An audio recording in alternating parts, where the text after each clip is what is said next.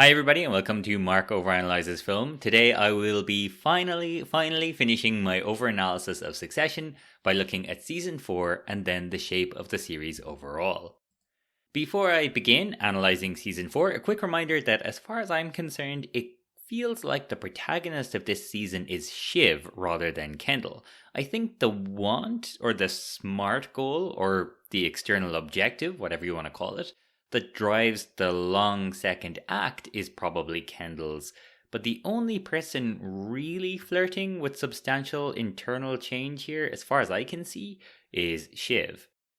So, as with all seasons of Succession, the first 2 episodes act as an Act 1, placing all the characters in position for the second act. So the siblings are all out of the business and all together, but it's Shiv who at first can't quite let go. She's already eyeing the exit door when she discovers that Tom has had dinner with Naomi Pierce. Their conversation is arguably the inciting incident for our entire season, or the event without which our story as it is would not happen. When she chases it down, she finds out that Logan is trying to buy Pierce and immediately blows off her own project with Kendall and Roman. She is finally delighted to learn that she has indeed spited her father and ignited his ire. Perhaps because of this, after Shiv has told Tom she wants a divorce, Logan gives Tom the names of the most effective divorce lawyers in New York. This in turn triggers Shiv to try to tank her father's deal for spite. For a few extra million. The central tension of episode 2 really belongs to Shiv then, and it is, will she succeed in organising the siblings to tank her father's Gojo deal? Logan eventually has no choice but to come to his children, but while Roman and Connor are open to his attempts to apologise, Kendall and especially Shiv remain spiteful and petulant. Not without good cause, but still. Go ask him for more money. But why? Just good business sense. Gotta make our own pile. Oh, come Like that. on. Yeah, I mean, it's what my gut is telling me, and so I gotta listen to my gut. It's all I got to go on. Jesus.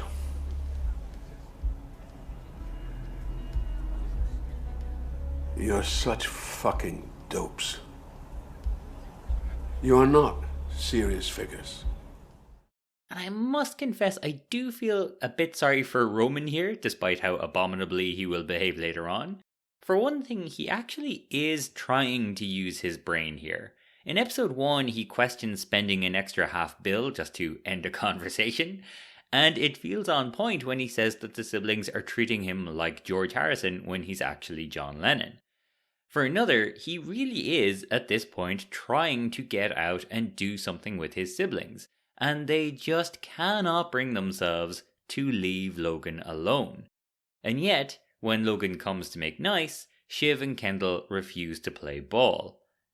And so, finally fed up of being sidelined and played by proxy, Roman eventually changes sides and goes back to Logan. And at the end of episode 2, it looks for all the world like it might be Logan and Roman against Kendall and Shiv for our season 4's second act. Which is clever because Ken and Shiv have never ever been on the same side. And if they could be on the same side and could stick together at any point, they really might win. Now, I think you could really argue whether or not Act 2 of Season 4 really begins at the end of Episode 2, or if it begins 13 minutes into Episode 3, when the Roy siblings' lives are turned upside down. But either way, the question or tension of Act 2 is more or less the same, I think. One way or another, we're wondering, will the Roys kill the Gojo deal? The goalposts move a little on that question throughout, but really, who doesn't think that Kendall is going to try to take over? He lasts maybe 24 hours of being in charge before he decides that he is the chosen one. Now, I think there's an argument to be made that the tension, or part of the tension at least, could also be, will the siblings manage to maintain their relationship? They certainly are trying to, but the hugs become less and less warm and sincere until they eventually stop altogether. This tension also feels definitively answered at the end of episode 8, but still, I think the deal is the tangible SMART goal that is driving the middle act. But whatever the objective is, the siblings' lives are about to be turned upside down, as I said, when we discover that Logan is very, very ill. He's collapsed on a plane, which he took to speak to Mattson, which he had to do because his kids might scupper their deal, which happened because Shiv wants to spite her father, which happened because of advice he gave her husband, which happened because she told him she wanted a divorce, which happened after he told her that he had been seeing with Naomi Pierce. I'm absolutely not saying it's Shiv's fault, it's not, but you can see why she feels so guilty throughout the season. Her inability to love truly or vulnerably has ruined her relationship with her father up to his dying day. But, as always, we begin our Act 2 with Sequence or Stage 3, the first attempts to solve the problem. So, the first thing the siblings have to do is react in the moment to the news they're getting from the plane and get their shit together enough to be the ones to put out a statement. This is the tension of the episode and this stage of the story. And it probably is the standout episode of the entire show. I think it's going to be remembered for a long time. And throughout this episode, we see both the refusals and the acceptances of the siblings' respective calls. Shiv refuses to take Tom's call when he tries to phone her first, and then she's shitty to Tom as he attempts to be decent to her throughout. But she eventually asks Tom to accompany her at the end of the episode under fairly flimsy pretense. For his part, Roman stands up to his father by leaving a horrible voice message about having to fire Jerry, before he then melts and refuses to accept that his father is actually dead. Finally, Kendall takes charge and corrals his siblings during the traumatic day, but is ultimately, ominously, left alone at the end of the episode. Notice then, at the acceptance of the call, or the character's first unconscious moves towards their needs here, the siblings have one final big hug. Then Roman goes off alone as a shell of a man after measuring his father as a fallen stock price. Kendall is left behind and alone, and Shiv chooses to leave her siblings for Tom. It is an elegant foreshadowing of what is to come in the climactic action. Hey, Tom? Could you go through it again? What happened? I'm gonna go see him. Do you wanna? I'm gonna watch him down from here. Okay, so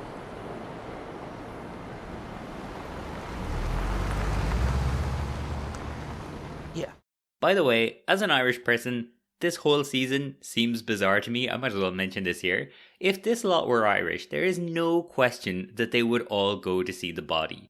Logan's dead body would then be visible in every episode until he was buried, and when Kendall asks what is he going to do, sit in the dark and drink Lefroy, the answer would be, of course not, you'll drink Jameson or Powers and you'll be glad to get it, you grandiose prick. But then, Irish Succession would probably not be a very good show. Anyways, in American Succession, this all leads to Sequence 4, the greater attempts to solve the problem, as we wonder, will the kids manage to get at least one of them named interim CEO? Now, this tension really belongs to Kendall, because as soon as it's his name on the piece of paper, Shiv especially feigns utter indifference as to what is going on. So it's really up to Kendall to force the issue. It was relatively straightforward to stay together to put out a statement, but now they have to elect an interim CEO, and Kendall's name on a piece of paper wrecks their sense of equilibrium. Now, Shiv is interesting here because at this point she's not yet ready to embrace her final act, so she reluctantly backs Kendall and Roman as co-CEOs. But she hates it. She no doubt knows where this is going, and it's interesting to wonder how much this moment is on her mind in the finale. In similar fashion, she refuses to allow Tom to comfort her in her mourning, which could be regarded as a movement away from her eventual need or flaw, or wherever she ends up. But this episode is brutal on Shiv, and she ends feeling embarrassed as she trips rushing down the stairs. She feels railroaded in the boardroom and publicly humiliated. Even though she's trying to behave one way, events and her own feelings are conspiring against her. And so this is definitely a movement towards where she will end up. Roman is a bit more of a grey area for me. He is being pretty reasonable at this stage, standing up for Kerry when Marcia bullies her for appearing at the wake. He also stands up to Kendall to make himself co-CEO. But then, he won't do what's necessary in playing down his father's role in recent times, and he gets outmaneuvered by Kendall without even realizing it. So yeah, maybe this is a movement towards his final endpoint. For his part, Kendall certainly takes another step to being despotic and alone by leaving Shiv out of the CEO roles and then agreeing to one approach with Roman before going behind his back immediately afterwards.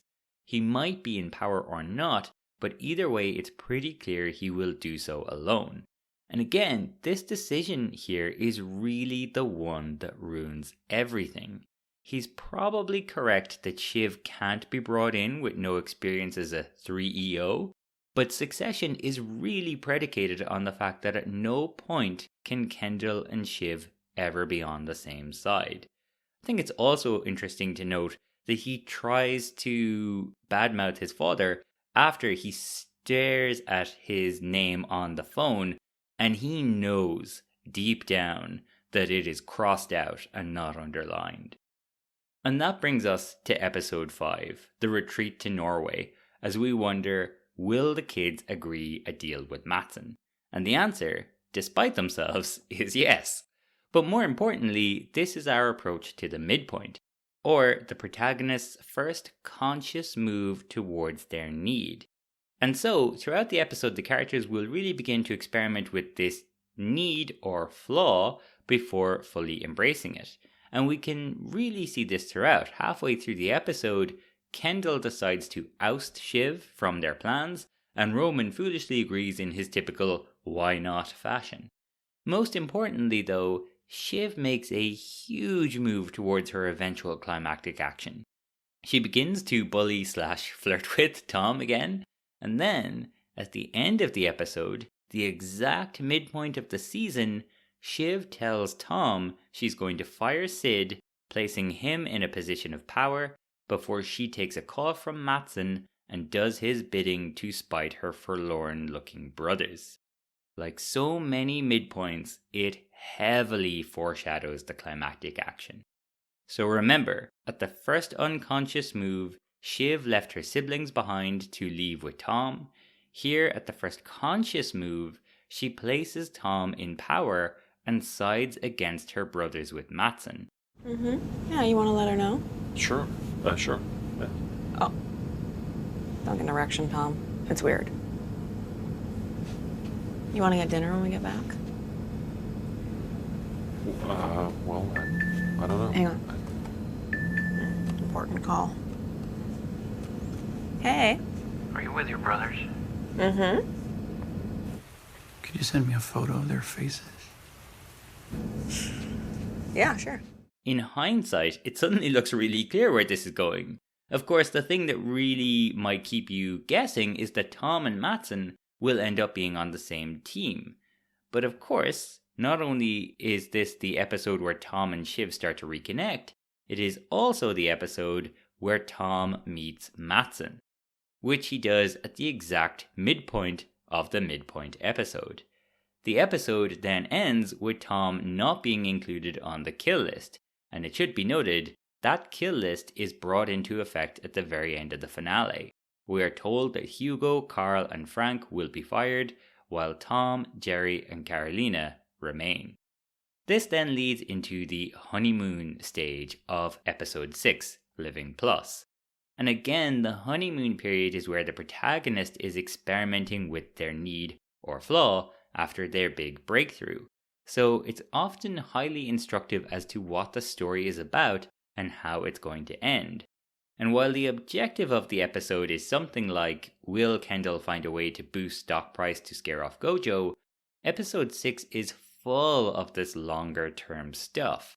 Shiv begins the episode by meeting with Matsson in secret and then she meets later with Tom. The couple play a game of Bitey, where Shiv and Tom try to hurt each other, and Tom, for the first time, wins.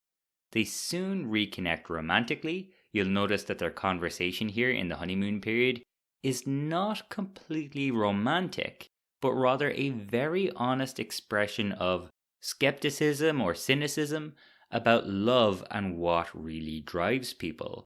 Tom effectively says he would choose career over Shiv because really, either way, he feels like he would end up losing Shiv, so he might as well have the nice stuff while he does so. And Shiv effectively agrees through sarcasm. It is a dark, cynical moment that feels extremely honest for these characters and thematically redolent of where they will end up. Throw out your necklaces and your jewels for a date at a 3-star Italian? Yeah? Come and live with me in a trailer park. Yeah? Are you coming?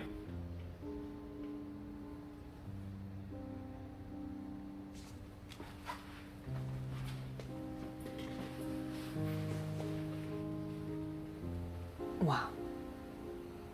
I'd follow you anywhere for love. Of course, at the same time, Roman is acting like an idiot because he's got no brain and he can't handle being in power. So he fires the head of their Hollywood studio and then fires Jerry for questioning him. He knows he's full of shit, so the moment he senses someone else draw attention to that, he lashes out completely. And notice again, it's during the honeymoon sequence where he and Jerry fully split.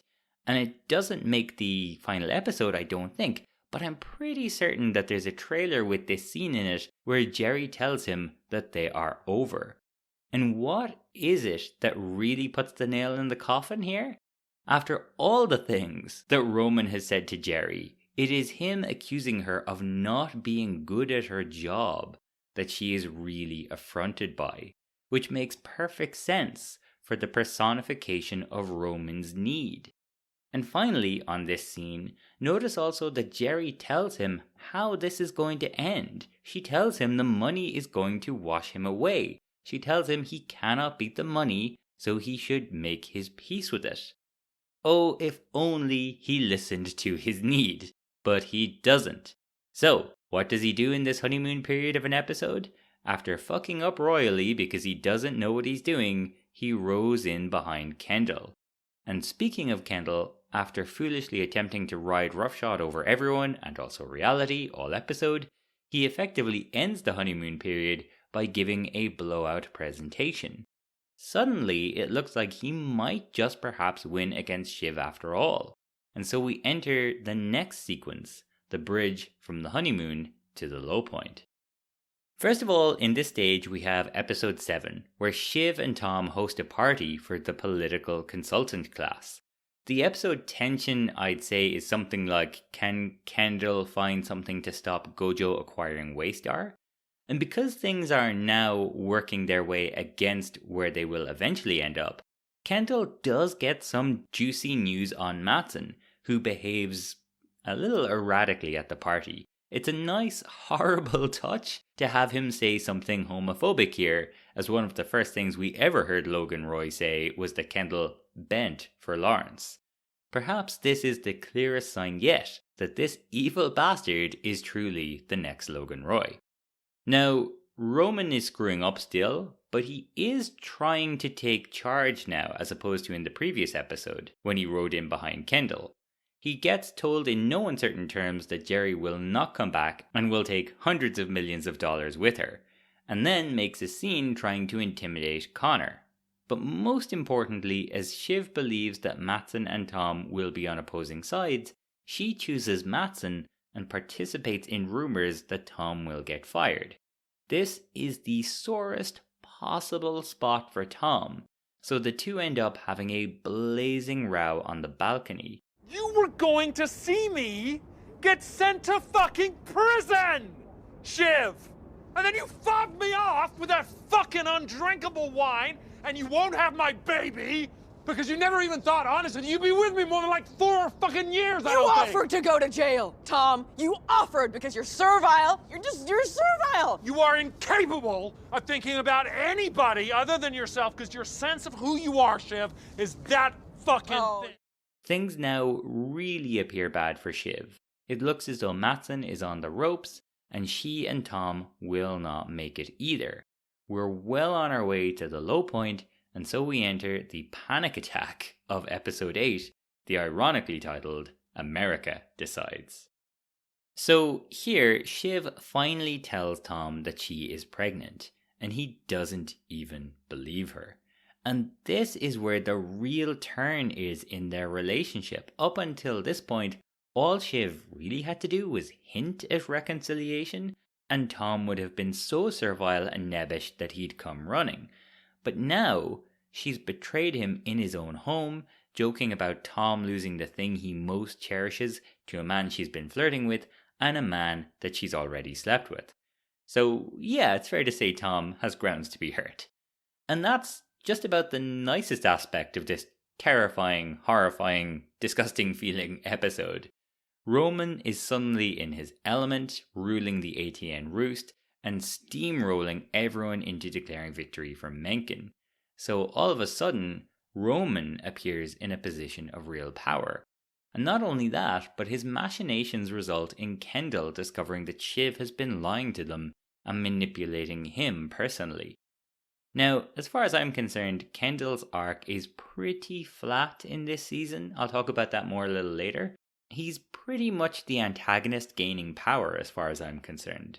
But so far as he has a low point to his eventual argument, it's here. He briefly considers doing the right thing by his family at the expense of his own route to power. This is the Kendall we saw at the end of season 3 as he admits he's a bad father and wonders the big question: does the poison drip through? Of course, at least part of his motivation for this is fear of Roman's power, and Shiv tries to encourage this rare appearance of introspection and conscience for incredibly selfish reasons. And it blows up in her face as Kendall discovers that she has been Team Mattson this whole time. I could help. Shiv's fucking us, right? Wow. Shivy?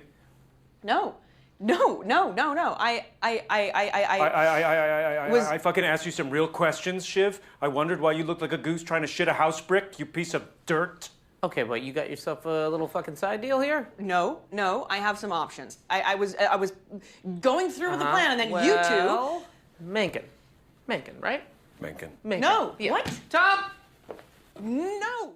Despite all their attempts, at the end of episode 8, the end of our long second act, we now have an answer to either question asked in episodes 2 and 3. For one thing, it really does look right now like the Gojo deal might be dead. But also, one way or another, these siblings could not stay together in the power vacuum left by their father. No matter who wins, it seems right now that they will do so alone. As for our protagonist, Shiv has now done irreparable damage to her relationship with Kendall and Roman, and with Mencken declared they now have real juice. At the same time, she has also done seemingly irreparable damage to her relationship with Tom. As is so often the case, at the low point, the protagonist no longer believes the counter-argument of the story, but the argument seems impossible. Side note, if you think Kendall is the protagonist, this is also the case for him. He's sold his soul to the devil, and it still looks like Roman's the one who's going to reap the benefits. And so with Shiv and or Kendall at their lowest ebb here, we end Act 2, and we enter Act 3. So, Episode 9, Logan's funeral, acts as our false resolution. Tom does not attend the funeral, and when he finally does appear, he is broken with exhaustion, and Shiv still mostly has the power. The episode then ends with Mattson seeming to agree to put Shiv in as an American CEO if the deal passes. Meanwhile, Kendall collects himself and gives a powerful, compelling eulogy where he seems to summon the will and force of his father. He then gathers a little bit of his own army, and he ends by telling Roman that he has a plan. Turns out his plan is basically to beg and scrounge for votes, but we're not to know that yet. Now, interestingly, in an interview, the director and producer Mark Mylod said that they knew at the end of this episode that they needed Roman to be utterly defeated. And I think this is because they needed to set up a final between Kendall and Shiv. If it could still go 3 ways, it would dilute the power of the finale, I think. And Roman is ultimately the third character, or, maybe the main B-plot, or the C-plot maybe. So I feel like it's no surprise that his true resolution as such comes first, at the end of this episode. As a masochistic screw-up, he's ashamed of his folly and lack of foresight in failing to manage Mencken, and so he heads out, walking right past Jerry you'll notice, to get his head kicked in by a mob of protesters. And at that, with Shiv on one side and Kendall and Roman on the other, we enter our true resolution. And, as covered in part 3, we see that just as we had at our midpoint in episode 5, when it really, really comes down to it, Shiv chooses Matsson and Tom over her brothers, while Kendall and Roman are left dejected and broken. That is story structure, and I love it. So, there's 2 things I'd like to look at before I finish with Succession. First of all, I'd like to look at how the individual seasons work. As I've said, each season has a really clear 3-act structure. The first 2 episodes set up the situation. Episode 3 includes a refusal of the call and the first unconscious move towards the protagonist's need. In season 1, Ken tries to act like his dad and tells a banker to fuck off before having to play nice later on, and then being told he's a fucking idiot by a Logan who can barely speak. In season 2, he does his father's bidding by selling out Roman before frequenting the roof first thing at the start of episode 4, considering any way out. In season 3, he's high as a kite telling a reporter he's excited and happy in his headspace before ending up hiding in a machine room after reality and the cruelty of his own family catches up with him. There's also always a midpoint in episode 5 where the protagonist makes their first conscious move towards their need or flaw.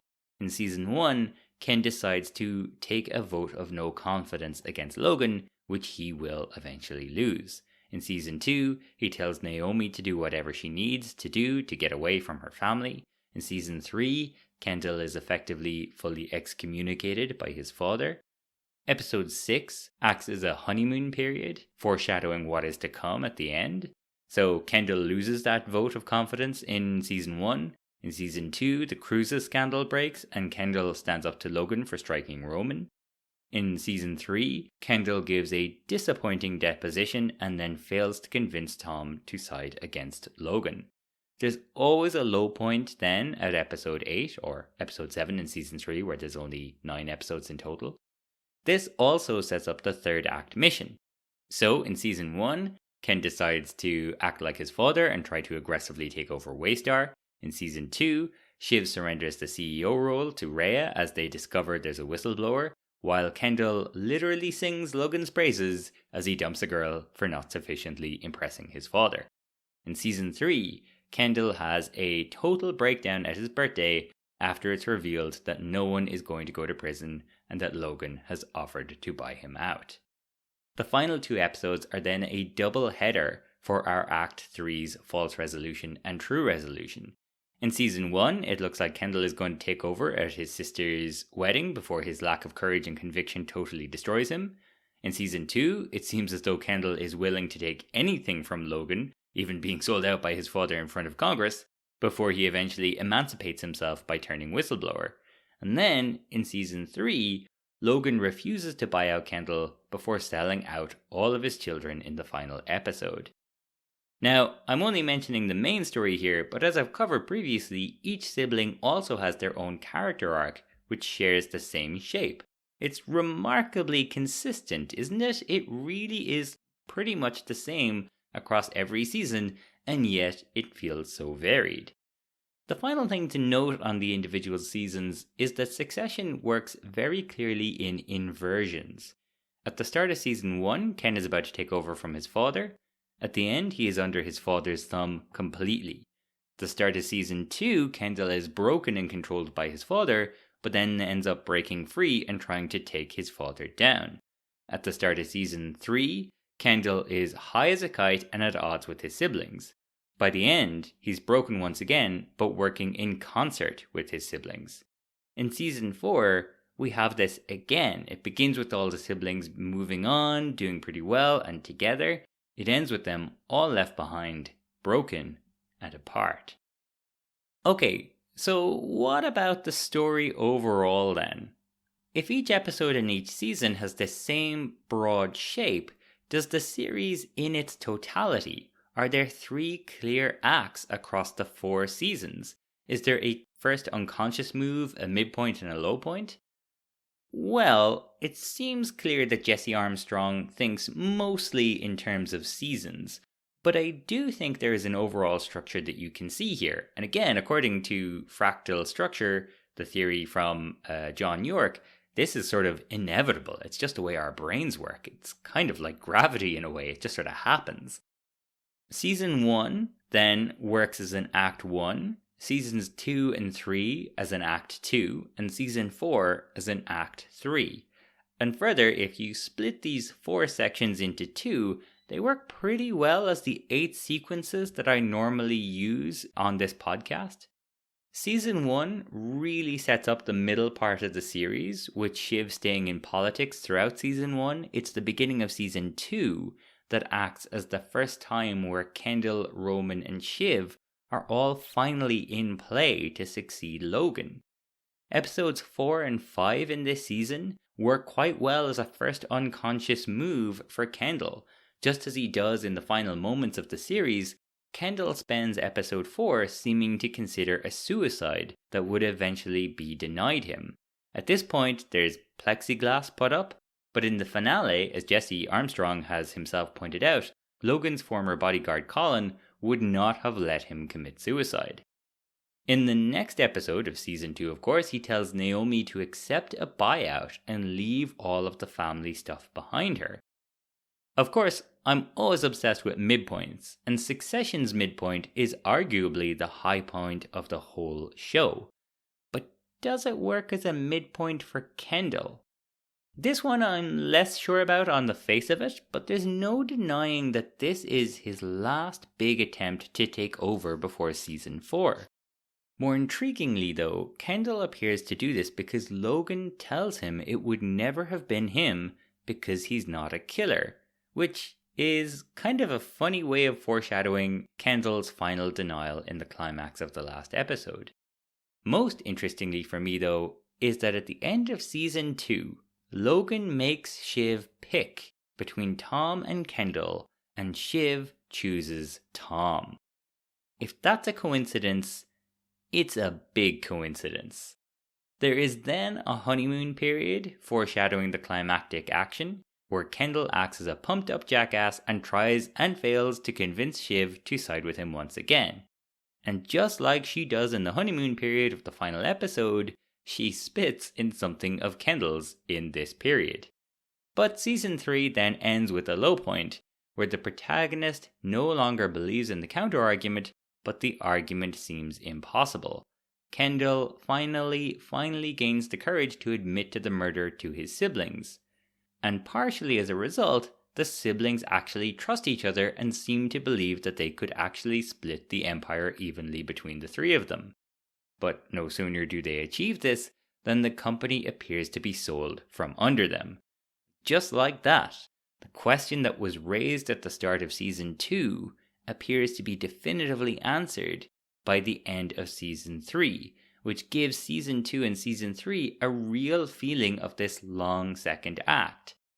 Then in season 4, there is a false resolution where the kids are really trying to play nice with each other, and Kendall might just escape this and become his own man after all, working with his siblings. But then, of course, it turns out not to be the case. The true resolution kicks in, Kendall can't resist trying to be his father, and Shiv can't stomach supporting him. He ends destroyed as a person, like his father was, but without any of the success or vigor. Now, I have some minor quibbles with Succession. As I've outlined earlier, I think season 4 and the finale kind of switch protagonist to Shiv. And I do think that's really because the show ran out of road with Kendall as a character. Once he rose again at the end of season 2, I just don't think they really knew what to do with him anymore. There are certainly some reasons built into the show for this, but Kendall is such an idiot all of a sudden in seasons 3 and 4. I mean, he's kind of an idiot in seasons 1 and 2, but not in the same way. I remember somebody asking me how the board could ever realistically vote for Kendall in the finale, but the board approached Kendall in season 1 to take over, twice, and it's really in season 3 that I stopped asking, could Kendall change, and asked only the far less interesting question, could Kendall actually win? At this point, there was more things happening to Kendall than because of him. All Kendall does in season 3 is kind of act terribly and fail. The only time when he flirts at all with being a decent human being is at the end of the season when he totally breaks down. And this only became increasingly evident when Logan exited the show in season 4, and there was no clear antagonist for him to fight. There was no real question of, can Kendall be a bigger man than Lucas Matson? At the same time, this is when Shiv became more important, as she still had a personification of her need in Tom, and there was the real tension of if she can forgive Tom for betraying her, can she truly change and love vulnerably? Or could she really let someone in? Now, Shiv is a great character, but I still think it's a slight issue that Kendall ceases to threaten to change. In terms of the all-time great shows, the first scene of the first episode of The Sopranos involves Tony telling his psychiatrist that his life is killing him, but it is impossible for him to change. At the beginning of the final season, Tony redoubles his efforts to try to change after surviving a near-death experience. What follows is his final failure to do so, which results in his getting whacked. In Mad Men, the argument is that the American dream is a lie, and it is personified in Don Draper, an advertising man who is living a lie. When Don runs out of road and is forced to meditate for the first time, he doesn't change, he finds a way to sell the hippie movement. In The Wire, the first scene takes place after a violent incident at a poker night. Detective Jimmy McNulty asks why a troublemaker was always allowed back, and the answer is, because this is America. In the end, Jimmy overplays his hand and must step away. He can only look on while the system around him renews itself. I really wanted to see that kind of thing with the finale of Succession. I wanted it to invest this question that it asked in episode 1 in Kendall and have him really struggle with it. But in truth, I don't know how it would have done that. Kendall would have somehow had to choose between the company and his family or something. And well, that ship had sailed and then fell off the face of the planet or something. The fact that the show then divested this question to Shiv and have it happen more to Kendall felt a little less satisfying. Now, the question of Succession was, will Kendall have the courage to be his own man? And in the end, he does fail a test of courage. But I've really stopped asking at that point if he'll pass it. And again, he and the show become just a little less interesting to me for that. But, of course, there's no doubting that Succession is a great show. And it should come as no surprise that there is structural integrity and a thematic unity across the entirety of a series this good, even if it moves across protagonists a little. And it should probably also come as no surprise that a show as cynical as this, with a writer as skeptical as Jesse Armstrong, asks the unifying thematic question, can you really move on from traumatic childhoods and grow as people? And the show answers firmly, and for all parties, no. In the world of Succession, the poison always drips through. This has been Mark Overanalyzes Film on Succession. It's finally time to move on from Succession and look at something new. So next time, I'll be looking at the story of 3 siblings trying to overcome their traumatic childhood caused by their awful father. The eldest boy is obsessed with business and can't relate to his own children. The daughter is emotionally closed off and is having an affair on her pathetic, disempowered husband with a friend of her brother's. And the youngest boy is an impulsive, soft-hearted choker who says completely inappropriate things to his sister. It is, of course, the Royal Tenenbaums. If you enjoyed this episode, please like, rate, follow, recommend, and whatever else it is that's good for this kind of thing. A special thanks, as always, to Mary Kate O'Flanagan, who taught me everything I know about film, including these methods. Thanks for listening, take care of yourselves, and see you soon.